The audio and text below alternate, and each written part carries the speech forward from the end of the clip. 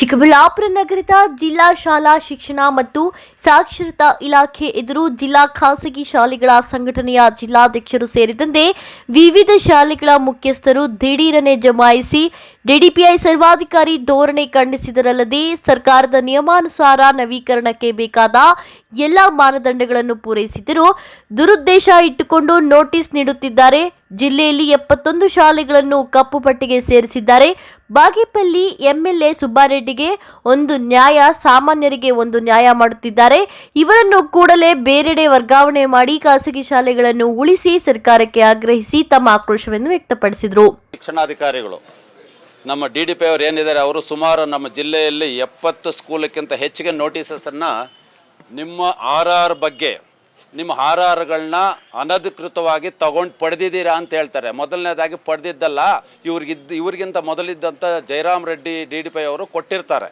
ಅಧಿಕೃತವಾಗಿ ನಮ್ಮಲ್ಲಿ ಅದಕ್ಕೆ ತಕ್ಕ ಕರೆಕ್ಟ್ ಇರುವಂಥ ಪೇಪರ್ಸ್ನ ತಗೊಂಡು ಕೊಟ್ಟಿರ್ತಾರೆ.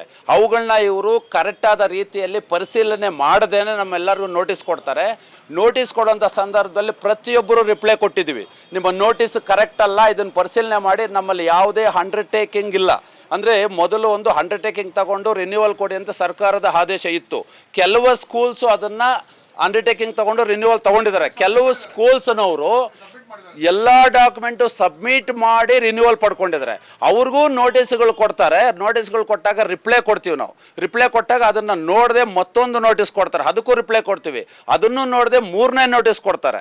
ನಾವು ಪ್ರತಿ ಹಂತದಲ್ಲಿ, ಫಾರ್ ಎಕ್ಸಾಂಪಲ್ ನೋಡಿ, ಬಾಗೇಪಲ್ಲಿ ಬಗ್ಗೆ ಇವಾಗ ಹೇಳಿದ್ರು, MLA ಅವರ ಸ್ಕೂಲು ಅಂತ ನೋಡ್ದೇನೆ ಸಾಮಾಜಿಕ ನ್ಯಾಯ ಅಂತ ನಾನು ರದ್ದು ಮಾಡಿದ್ದೀನಿ ಅಂತ ಒಂದು ತಪ್ಪು ಪ್ರೆಸ್ ಮೀಟ್ ಮಾಡಿದ್ರು. ಅದು ಸುಳ್ಳು. ಅದು ಈಗ ಆ ಸ್ಕೂಲಿಂದು ಕಣ್ಣು ತೊಪ್ಪಿ ನಾವು ಮಾಡಿದೀವಿ ಅಂತಾರೆ. ಕಣ್ಣು ತೊಪ್ಪಿ ಅಲ್ಲ ಸ್ವಾಮಿ, ನೀವು ದುರುದ್ದೇಶದಿಂದ ಮಾಡಿದ್ದೀರಾ, ಅದರಿಂದ ನಿಮ್ಮ ಉದ್ದೇಶ ಬೇರೆನೇ ಇದೆ.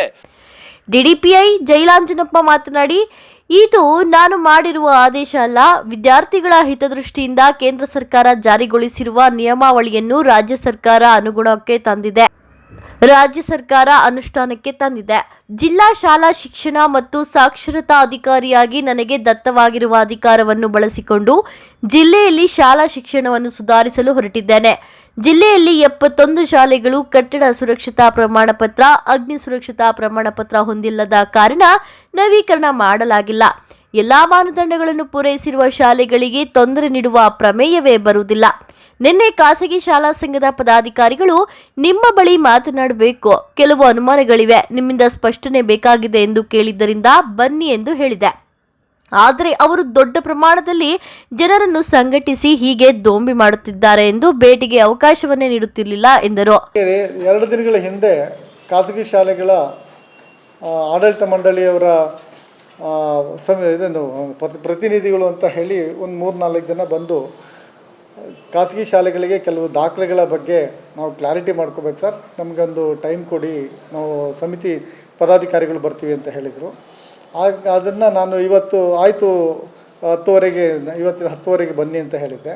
ಹಾಗಾಗಿ ಆ ಒಂದು ಇದನ್ನು ನಾನು ಅಂದ್ಕೊಂಡಿದ್ದೆ, ಬಂದು ನಾನು ಅವ್ರಿಗೆ ಕೆಲವು ಮಾಹಿತಿಗಳೇನಾದರೂ ಕೇಳಿದರೆ ಕೊಡಬೇಕು ಅಂದ್ಕೊಂಡಿದ್ದೆ.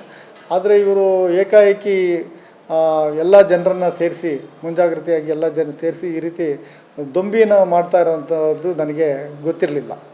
ಆದಾಗ್ಯೂ ಈ ದೊಂಬಿಗೆ ಕಾರಣ ಇಲ್ಲವೇ ಇಲ್ಲ. ನಾನು ಈ ಕಚೇರಿನಲ್ಲಿ, ಈ ತಬ್ಜೆಲ್ಲಿನಲ್ಲಿ 1 ವರ್ಷ 1 ತಿಂಗಳು ಕೆಲಸ ಮಾಡಿದ್ದೇನೆ. ನನಗೇನು ಅಂತಂದರೆ, ಇಲಾಖೆಯ ಮಾರ್ಗಸೂಚಿ ನಿಯಮಗಳನ್ನು ಅನ್ವಯಿಸಿ ಶಾಲೆಗಳನ್ನು ನಡೆಸಲಿಕ್ಕೆ ನನಗೆ ಜವಾಬ್ದಾರಿ ಕೊಟ್ಟಿದೆ ಇಲಾಖೆ. ಉಪನಿರ್ದೇಶಕರಿಗೆ ಶಾಲೆಯನ್ನು ಪ್ರಾರಂಭ ಮಾಡೋದಕ್ಕೂ ಪ್ರಾಧಿಕಾರ ಮಾಡಿದೆ, ಮಾನ್ಯತೆ ನವೀಕರಣ ಮಾಡಲಿಕ್ಕೂ ಪ್ರಾಧಿಕಾರ ಮಾಡಿದೆ. ಒಂದು ವೇಳೆ ಅವು ಸರಿಯಾಗಿ ಕಾರ್ಯನಿರ್ವಹಿಸಿದರೆ ಅವನ್ನು ಮುಚ್ಚಿಸ್ಲಿಕ್ಕೂ ನನಗೆ ಈ ಸರ್ಕಾರ ಆದೇಶ ಕೊಟ್ಟಿದೆ. ಸೊ ಈ ನಿಟ್ಟಿನಲ್ಲಿ ನಾವು ಅನಧಿಕೃತವಾಗಿ ಯಾವುದೇ ಶಾಲೆಗಳನ್ನು ನಡೀಲಿಕ್ಕೆ ನಾವು ಅವಕಾಶ ಕೊಡದಂತೆ ನಾನು ಕಾರ್ಯನಿರ್ವಹಿಸಬೇಕಾಗಿರೋದು ನನ್ನ ಜವಾಬ್ದಾರಿ. ಈ ನಿಟ್ಟಿನಲ್ಲಿ ಕಳೆದ ಸಾಲಿನಲ್ಲಿ ನಾನು ಈ ಜಿಲ್ಲೆಗೆ ಬಂದಾಗ ಒಂದು 5 ಶಾಲೆಗಳು ಅನಧಿಕೃತವಾಗಿ ಮಾನ್ಯತೆ ಇಲ್ಲದೇ ನಡೀತಾ ಇದ್ದದ್ದು ಕಂಡು ಬಂತು. ಅವುಗಳನ್ನು ನಾನು ನೋಟಿಸ್ ಕೊಟ್ಟು ಅವರನ್ನು ಆಡಳಿತ ಮಂಡಳಿಯವ್ರನ್ನ ಮನವೊಲಿಸಿ ಆ ಶಾಲೆಗಳನ್ನು ಕ್ಲೋಸ್ ಮಾಡಿಸಿದ್ದೀನಿ. ಇನ್ನು 3 ಶಾಲೆಗಳು ಅನಧಿಕೃತವಾಗಿ ಶಿಫ್ಟಿಂಗ್ ಮಾಡಿದ್ದಾರೆ. ಯಾವುದೋ ಒಂದು ಸ್ಥಳದಲ್ಲಾಗಿದ್ದು ಇನ್ನೊಂದು ಸ್ಥಳಕ್ಕೆ ಏಕಾಏಕಿ ಇಲಾಖೆ ಅನುಮತಿ ಇಲ್ಲದೇ ಶಿಫ್ಟ್ ಮಾಡಿದ್ದಾರೆ. ಅವು ಅನಧಿಕೃತವಾಗಿ ಶಿಫ್ಟ್ ಮಾಡೋದಕ್ಕೆ ಕಾನೂನಲ್ಲಿ ಅವಕಾಶ ಇಲ್ಲ, ಅನುಮತಿ ತೊಗೊಂಡೇ ಮಾಡಬೇಕು. ಆ 3 ಶಾಲೆಗಳಿಗೆ ನಾನು ನೋಟಿಸ್ ಕೊಟ್ಟಿದ್ದೀನಿ. ಅವರು ನಾವು ಮಾಡಿಸ್ಕೊಳ್ತೀವಿ, ಸಬ್ಮಿಟ್ ಮಾಡ್ತೀವಿ ಪ್ರಸ್ತಾವನೆ ಅಂತಲೂ ಈಗ ಬಂದವರೆ. ಇಲ್ಲಿವರೆಗೂ ಕೂಡ ಅವರು ಅನುಮತಿಯನ್ನು ತೊಗೊಂಡಿಲ್ಲ. ಇನ್ನು ಅನಧಿಕೃತ ಪಠ್ಯಕ್ರಮವನ್ನು ಮಾಡ್ತಾ ಇರುವಂಥವ್ರು ಏನಂದರೆ ಕನ್ನಡ ಇದರಲ್ಲಿ ರಾಜ್ಯ ಪಠ್ಯಕ್ರಮದಲ್ಲಿ ಅನುಮತಿ ತೊಗೊಂಡಿರ್ತಾರೆ.